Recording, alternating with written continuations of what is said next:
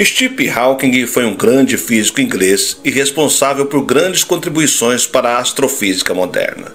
Desde pequeno, conviveu com a ciência. Seu pai era médico e realizava pesquisas de medicina tropical. Cresceu em Londres, onde estudou na St. Albans School. Apesar de ser um bom aluno, não estava entre os primeiros da classe como poderia se supor. Contrariou a vontade de sua família, que desejava que estudasse medicina, e decidiu se especializar em física e matemática. Exatamente 300 anos após a morte do físico italiano Galileu Galilei, Hawking tornou-se um dos maiores cientistas de todos os tempos e foi responsável por grande parte das maiores descobertas relacionadas à astrofísica moderna. Quando tinha 21 anos de idade, Hawking foi diagnosticado com esclerose lateral amiotrófica, ELA, doença responsável por paralisar gradativamente os músculos do corpo, embora poupe as funções cerebrais. Na época, os médicos lhe deram apenas 3 anos de vida, já que a morte por essa enfermidade quase sempre acontece de 2 a 5 anos após o diagnóstico. Em 1 de cada 20 casos, o paciente pode viver mais de 20 anos. Hawking extrapolou absurdamente as estatísticas. Viveu meio século com a doença e raramente perdeu um dia de trabalho. Eu sou o Sidney Góes e você está no Placebo. Vem comigo, que no caminho eu te explico.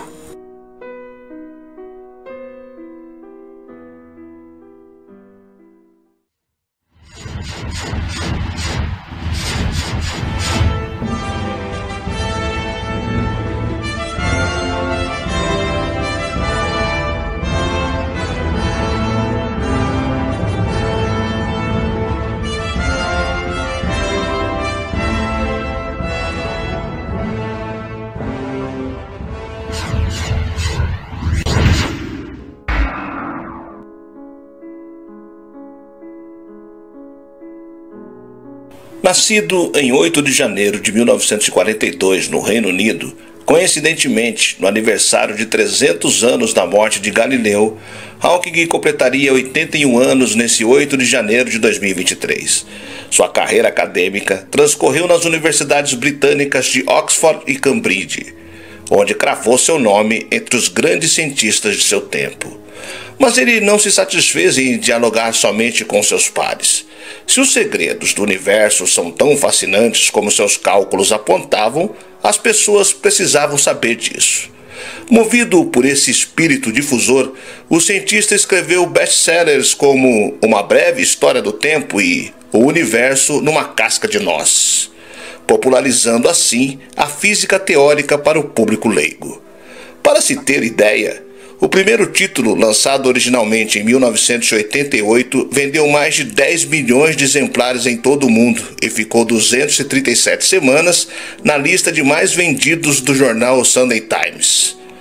De sua cadeira de rodas, Hawking nos levou a uma jornada até os pontos mais distantes e estranhos do cosmos. Fazendo isso, despertou nossa imaginação e nos mostrou o poder do espírito humano na Terra, declarou o ex-presidente dos Estados Unidos, Barack Obama.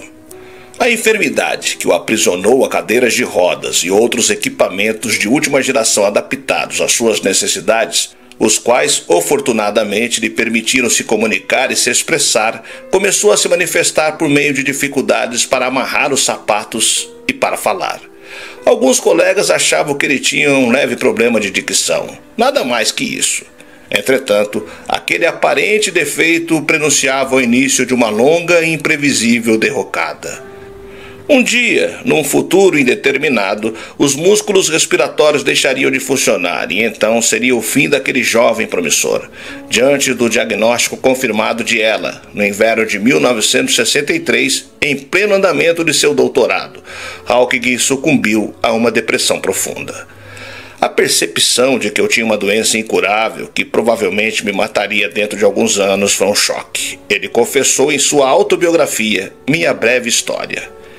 Ainda partilhou que, nesse período, isolado no dormitório da Universidade de Cambridge, assumiu uma personalidade dramática e que, por isso, passou a viver enfurnado no quarto escuro.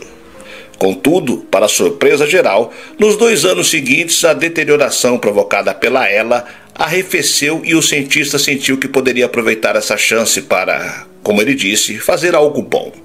Isso significava aproveitar cada um de seus dias e levar suas pesquisas adiante.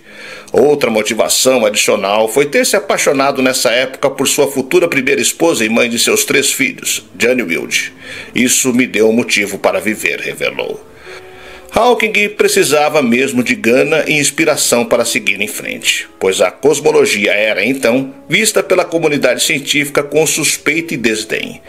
Hawking tinha consciência dessas dificuldades, mas lhe era irresistível o desafio de trabalhar no limite e se aventurar por territórios inexplorados. O amigo e físico estadunidense Leonard Mlodinow, com quem Hawking coescreveu 2 livros, confirma esse traço de personalidade. A teimosia é a minha melhor característica, Stephen gostava de dizer, e eu não podia discordar.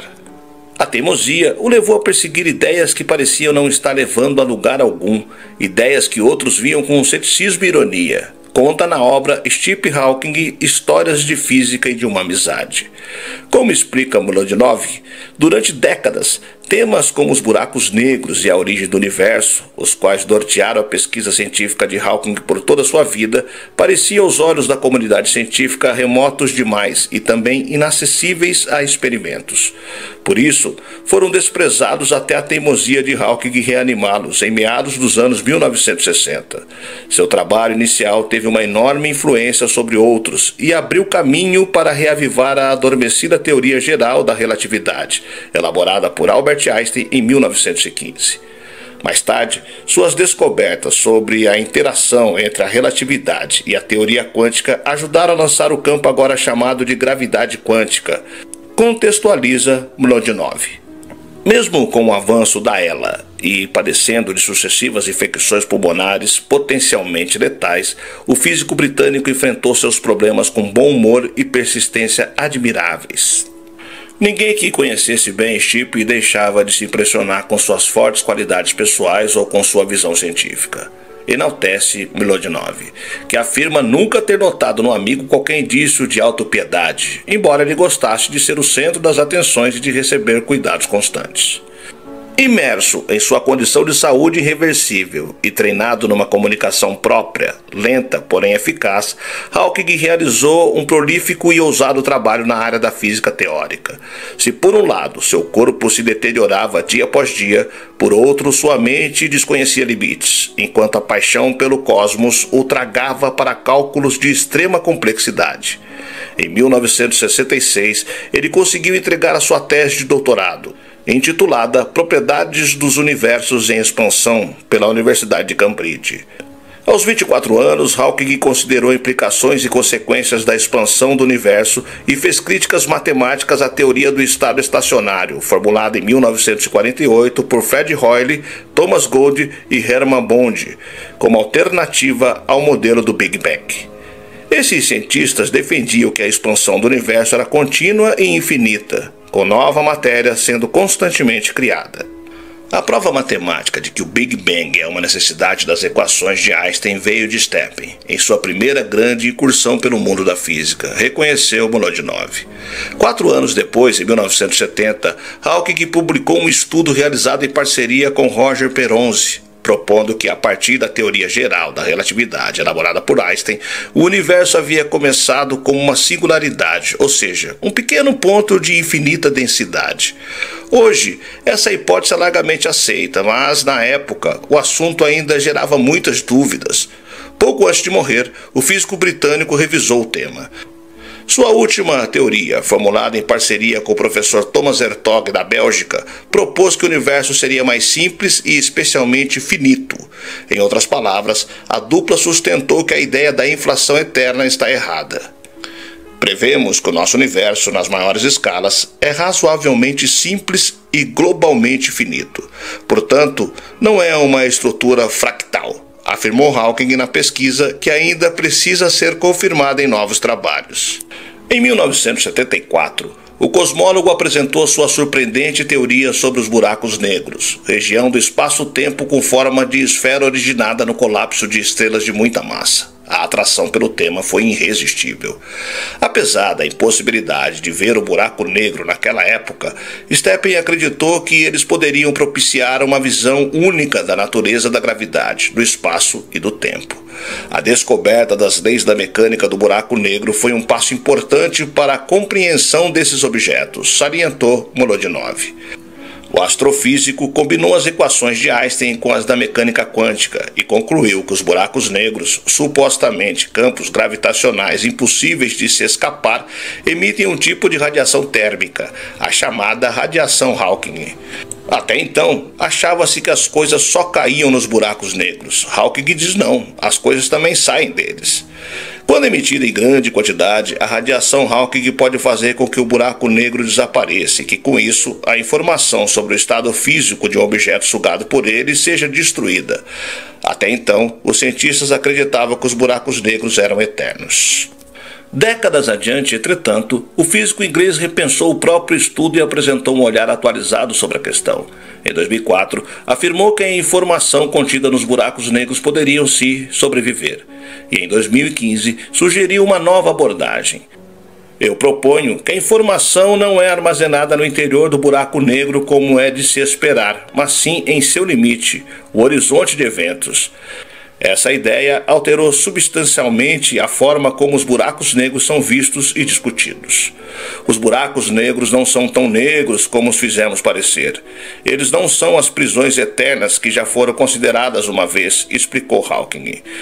Sua colega Kit Ferguson justifica de maneira positiva a capacidade que ele tinha de se reposicionar em relação aos próprios pressupostos.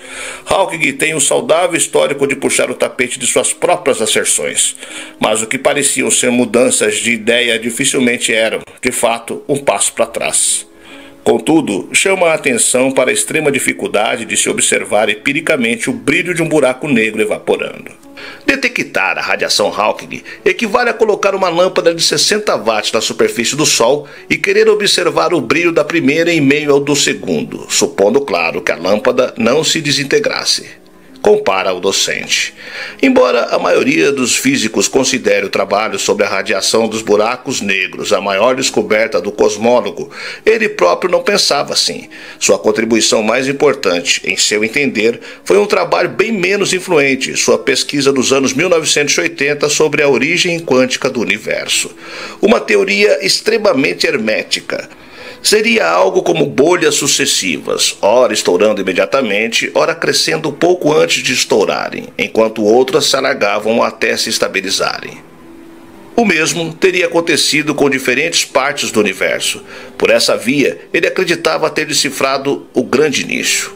Mas também se deixou levar pela curiosidade de especular o que havia antes do Big Bang.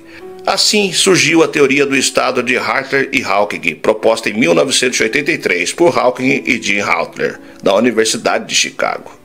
Em linhas gerais, ela sustenta que no ponto da altíssima densidade onde tudo começou, chamando singularidade, as leis da física ainda não se aplicavam. Portanto, as noções de tempo e espaço se esfarelam.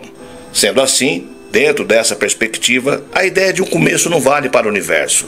Conclui-se então que ele sempre esteve lá. Em abril do ano 2000, Hawking declarou à imprensa: acho que há uma chance de 50% de que encontraremos uma teoria unificada completa nos próximos 20 anos. Chegamos em 2023 e ainda não se definiu uma teoria única que integre as leis que descrevem o universo em grandes e ínfimas escalas. Hawking e o amigo Leonard Mlodinov se debruçaram sobre essa ambição científica na obra O Grande Projeto. Novas respostas para as questões definitivas da vida, lançada em 2011. Uma candidata de peso até o momento é a chamada Teoria M, proposta em 1995 pelo físico Edward Winton.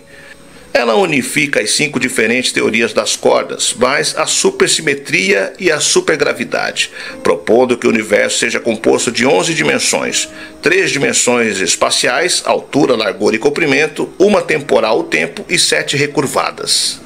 A colega Kit Ferguson conta que Hawking não considerou a teoria M como uma proposição final que ele e tantos outros cientistas almejavam encontrar. Porém afirma que o cosmólogo a recebeu com aprovação. O fato é que a previsão feita pelo britânico na entrada do novo milênio ainda não se concretizou. Sua mente incansável se desligou em 2018, deixando para os contemporâneos o desafio colossal de explicar os fenômenos físicos do universo por meio de uma só estrutura teórica. Esse é o maior desafio de todos. Não sabemos se a mente humana será capaz de chegar lá. Apesar de ser um dos cientistas de maior sucesso dos últimos anos, sua popularidade ganhou força com a chegada do filme A Teoria de Tudo, em 2014. Nesse filme, Hawking é interpretado por Ed Redmayne, ator que ganhou o Oscar por esse papel.